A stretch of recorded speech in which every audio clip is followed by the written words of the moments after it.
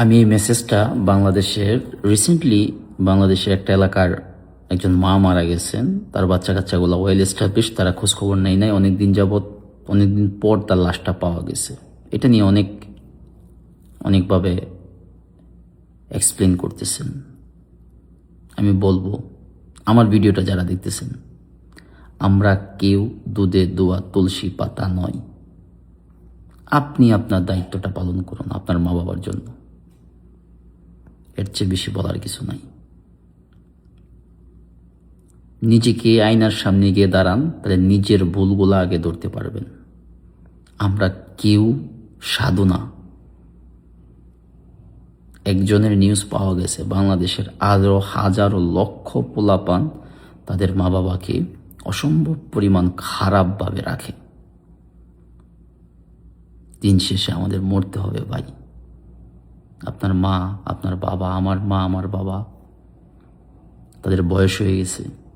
তারা যখন বয়স হয়, তারা বাচ্চাদের মতো ব্যবহার করে। তারা ইনসিকিউরিটি ফিল করে যে আমার ছেলে কি আসলে সামনের মাসে আমাকে টাকা দিতে পারবে, আমার ছেলে কি আসলে আমাকে বছরের পর বছর টাকা দিতে পারবে। আপনি আপনার মা বাবার জন্য রাজপ্রসাদ করতে পারেন নাই, আপনি আপনার মা বাবার জন্য গাড়ি কিনতে পারেন নাই, আপনি আপনার মা বাবার জন্য সবচেয়ে বেস্টটা দিতে পারেন নাই। 3 বেলা প্রপার খাবার দেন, মৌলিক চাহিদা যেগুলো, এগুলো পূরণ করুন। এর চেয়ে বেশি আপনাদের কাছে আমার ব্যক্তিগতভাবে চাওয়ার কিছু নাই। এমন যেন না হয় যেদিন মা বাবা দুনিয়া থেকে চলে যাবে সেদিন কানবেন, হাইরে কি করলাম, হাইরে কি করলাম, আল্লাহ মাফ করে দাও, আরো 5 বছর ইবাদত করুন লাগবো। এই যে মা বাবার জন্য যে কিছু করেন নাই, এই ভুল করেন না। দুনিয়াতে যে কেউ চলে যেতে পারে। আপনি আমার আগে যেতে পারেন, আমার মা বাবা আমার আগে যেতে পারে, বা আমি আমার মা বাবার আগে যেতে পারি, উপরওয়ালা জানে।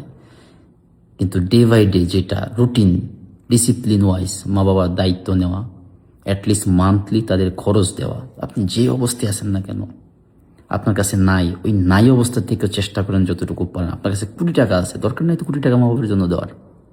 যেটা বেসিক নিডসটা পূরণ করুন। এই মেসেজটা আমি তাদের জন্য।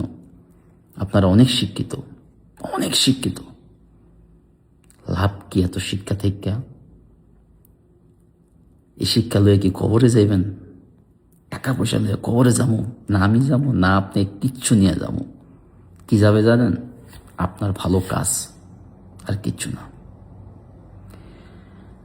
নিউজটা দেখে কষ্ট লাগছে।